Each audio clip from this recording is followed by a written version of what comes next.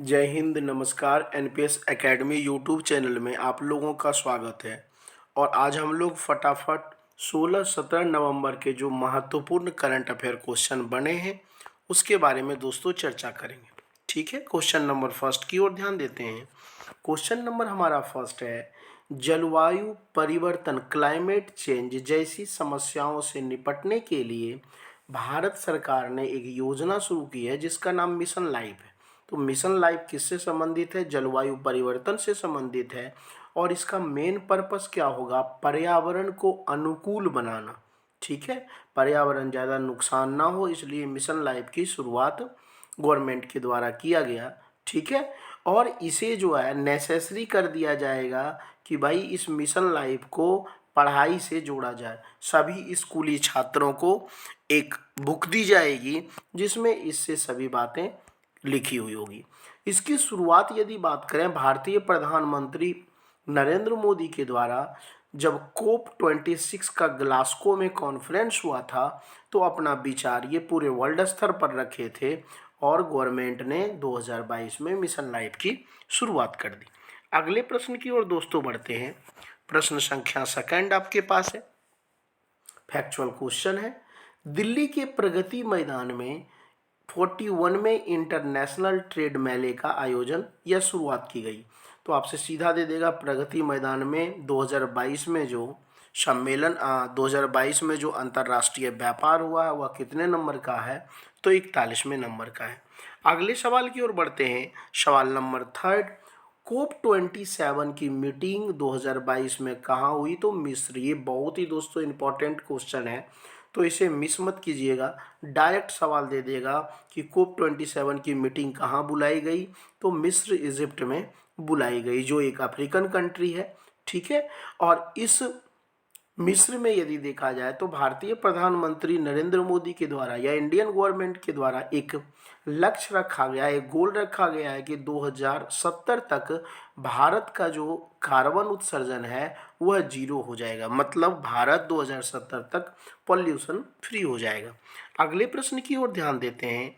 प्रश्न संख्या 4, United nation population fund के अनुसार एक आई हुई है report. United nation population fund के अनुसार वर्ल्ड की जो आबादी है लगभग 8 अरब के पार हो चुकी है।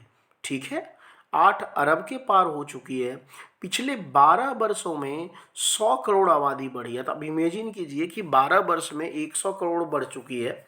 ठीक है, 100 करोड़ इक्वल टू 1 अरब बढ़ चुकी है। तो कितना तेज गति से पॉपुलेशन बढ़ रहा है। भारत की हिस्सेदारी, ठीक है, अभी बढ़ने में यदि देखा जाए इस 12 वर्षों में भारत की हिस्सेदारी 17.7 करोड़, लगभग 18 करोड़ आबादी रही है। भारत की दोस्तों प्रेजेंट टाइम की आबादी की यदि बात करें तो 1.41 अरब पहुंच चुकी है। पहले 1.21 थी 2011 की जनगणना के अनुसार। फिलहाल इस रिपोर्ट के अनुसार, हालांकि ये गवर्नमेंट के डाटा नहीं है, ये यूनाइटेड नेशन पॉपुलेशन फंड का डेटा है। 2050 तक यह माना जा रहा है कि भारत की आबादी कितनी हो जाएगी? 1.67 अरब हो जाएगी। जबकि चाइना की प्रेजेंट टाइम आबादी कितनी है? 1.43 अरब है। तो यहाँ से कंटेंट बहुत अच्छे हैं, तो इसे थोड़ा सा अच्छे तरीके से देख लीजिएगा। और आप लोग दोस्तों ज़्यादा से ज़्यादा बच्चे के पास शेयर, लाइक, सब्सक्राइब करवाएं। क्वेश्चन नंबर 5 की ओर बढ़ते हैं। क्वेश्चन नंबर हमारा 5 है, मुंडा विद्रोह। मुंडा विद्रोह मुख्य रूप से कहाँ पे हुआ था? तो बिहार और झारखंड में। क्योंकि झारखंड 2000 से पहले 15 नवंबर 2000 को बिहार से अलग क्या हो गया? झारखंड। तो उससे पहले झारखंड बिहार का हिस्सा था। तो बिहार और झारखंड दोनों से सवाल पूछे जाते हैं कि मुंडा विद्रोह कहाँ मुख्य रूप से फैला था? तो स्टार्टिंग में बिहार, प्रेजेंट टाइम में झारखंड जैसे क्षेत्रों में बिरसा मुंडा ने किया था। इन्हें बिरसा भगवान भी कहा जाता है। इन्हें जो है, जो बिरसा मुंडा जो जनजाति जो लोग हैं जंगल में रहने वाले, ठीक है, उन्हें बिरसा को क्या कहते हैं? भगवान भी मानते हैं। इन्होंने रांची का पठार, तो रांची आपको पता है झारखंड का कैपिटल है। रांची के पठार के पास एक पहाड़ी एरिया था जिसका नाम था सैलरकाप। पहाड़ी के पास जमींदार और अंग्रेज के ब्रिटिशर्स के खिलाफ इन्होंने युद्ध छेड़ी थी, लड़ाई की थी। और यह लड़ाई कब? तो ये पूछा जाता है सवाल कि बिरसा मुंडा की मुख्य लड़ाई किस वर्ष लड़ी गई? ठीक है, 1899 में। कहाँ पे? रांची के पठार के पास, किस पहाड़ी के पास? तो सेल रकाब नामक पहाड़ी के पास। और उसके बाद माना जाता है 1900 ईस्वी में इनकी मृत्यु हो गई। अंग्रेजों ने पकड़ लिए थे, उसके बाद इन्हें मृत्यु के घाट उतार दिए। अगले प्रश्न की ओर दोस्तों बढ़ते हैं। प्रश्न संख्या 6 आपके पास आ चुका है। 6 नंबर क्वेश्चन यदि बात कर रहे हैं, 6 नंबर जो प्रश्न है वह है 1945 में संयुक्त राष्ट्र, यूएनओ की मैं बात कर रहा हूँ, 1945 में संयुक्त राष्ट्र की एक इकाई के रूप में किसकी स्थापना की गई? तो यूनेस्को की स्थापना की गई। तो ये कई बार सवाल आपके एग्जाम में पूछे जा सकते हैं कि 1945 में यूएनओ की एक यूनिट के इकाई के रूप में किसको स्थापित किया गया? तो यूनेस्को का गठन किया गया। और यूनेस्को का मेन पर्पस क्या है? एजुकेशन, शिक्षा, विज्ञान, साइंस और कल्चर के क्षेत्र में अंतरराष्ट्रीय सहयोग के माध्यम से वैश्विक वर्ल्ड स्तर पे क्या करना? शांति स्थापित करना।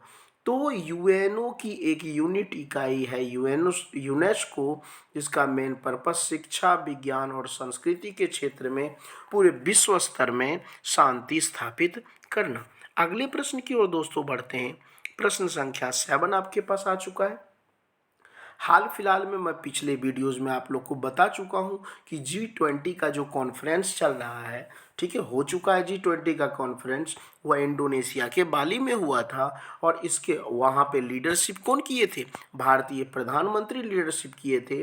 और इस सम्मेलन के बाद 1 वर्ष के लिए G20 का नया अध्यक्ष किसको चुना गया?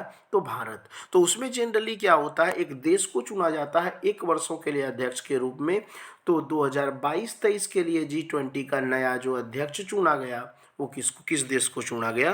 तो अपना इंडिया को। तो यह भी क्वेश्चन बहुत ही इंपॉर्टेंट है। अगले प्रश्न की ओर दोस्तों बढ़ते हैं। प्रश्न संख्या 8 आपके पास आ चुका है। भारतीय मूल के बाल रोग विशेषज्ञ, जो चिल्ड्रन के जो डॉक्टर होते हैं भारतीय मूल के हैं, बाल रोग, बाल मतलब चाइल्ड हो गया, विशेषज्ञ अंगराज खिल्लन को 2023 के लिए ऑस्ट्रेलियन ऑफ द ईयर, ये याद रखिएगा कि किन्हें ऑस्ट्रेलियन ऑफ द ईयर पुरस्कार दिया गया? तो भारतीय मूल के हैं, बाल चाइल्ड जो डॉक्टर हैं, उन्हें यह दिया गया। उनका नाम क्या है? तो अंगराज खिल्लन। अगले प्रश्न की ओर दोस्तों बढ़ते हैं। प्रश्न संख्या 9 आपके पास आ चुका है।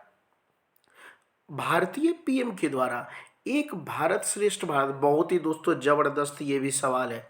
भारत को एक करने के लिए, एक भारत श्रेष्ठ भारत को एक करने के लिए बनारस में, ठीक है, जहां से वो एमपी के चुनाव जीते हुए हैं, बनारस में लगातार 1 महीने तक तमिल मतलब साउथ इंडिया, तमिलनाडु क्षेत्र, आंध्रा वगैरह हो गए, तमिल काशी संगम होगा। तो तमिल और काशी, नॉर्थ इंडिया के कुछ विद्वान होंगे, कुछ साउथ इंडिया के विद्वान होंगे, इन दोनों में अपना वार्तालाप होगा। इससे क्या होगा? इससे मेन पर्पस जो नॉर्थ इंडिया और साउथ इंडिया, उत्तर भारत और दक्षिण भारत के ज्ञान का प्रसार होगा, आदान प्रदान। इससे क्या होगा? हमारे relation north India south India के अच्छे बनेंगे और आध्यात्मिक क्षेत्र में भी हम लोग विश्व पे परचम लहराएंगे। अगले प्रश्न की ओर दोस्तों ध्यान देते हैं। प्रश्न संख्या 10 आपके पास आ चुका है। कॉमन सा क्वेश्चन है, आपको पता भी होगा। कॉर्बेट टाइगर रिजर्व केंद्र कहाँ है, या कॉर्बेट नेशनल पार्क कहाँ है? तो आपको पता होना चाहिए यह जो नेशनल पार्क है दोस्तों, यह कहाँ है? उत्तराखंड में स्थित है, ठीक है। तो कॉर्बेट नेशनल पार्क जो है टाइगर का केंद्र है, और यह भारत का, ध्यान रखिएगा, यह भारत का पहला टाइगर रिजर्व केंद्र भी था। अगले प्रश्न की ओर बढ़ते हैं। 1966 में भारत की रीता फारिया, ये याद रखिएगा, 1966 में भारत की रीता फारिया को विश्व सुंदरी का खिताब दिया गया था। और यह विश्व सुंदरी बनने वाली पहली भारतीय तो थी ही, और पहली एशियाई भी थी। और आपको पता होना चाहिए 1966 में ही ग्रीन रेवोल्यूशन का दौर भारत में चला था, हरित क्रांति का दौर, जिसमें सबसे ज़्यादा प्रोडक्शन किस फसल की हुई थी?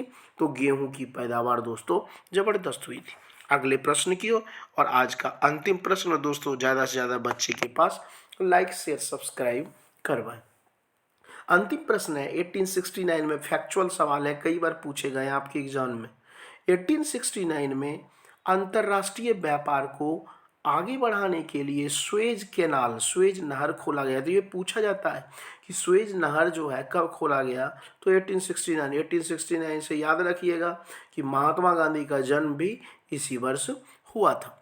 जो अब ये जो स्वेज कैनाल है ये मेडिटेरियन ओशियन, भूमध्य सागर और रेड ओशियन के बीच में स्थित है। पूरी दुनिया का दोस्तों लगभग 12% व्यापार इसी मार्ग से होता है।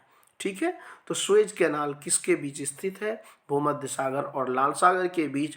और प्रॉपर रूप से ये जो स्वेज कैनाल है ये किस देश के द्वारा बनाया गया है, तो इजिप्ट और मिस्र के द्वारा, या इजिप्ट का है या मिस्र के द्वारा बनाया गया। ठीक है दोस्तों, इतना ही। Take care, bye.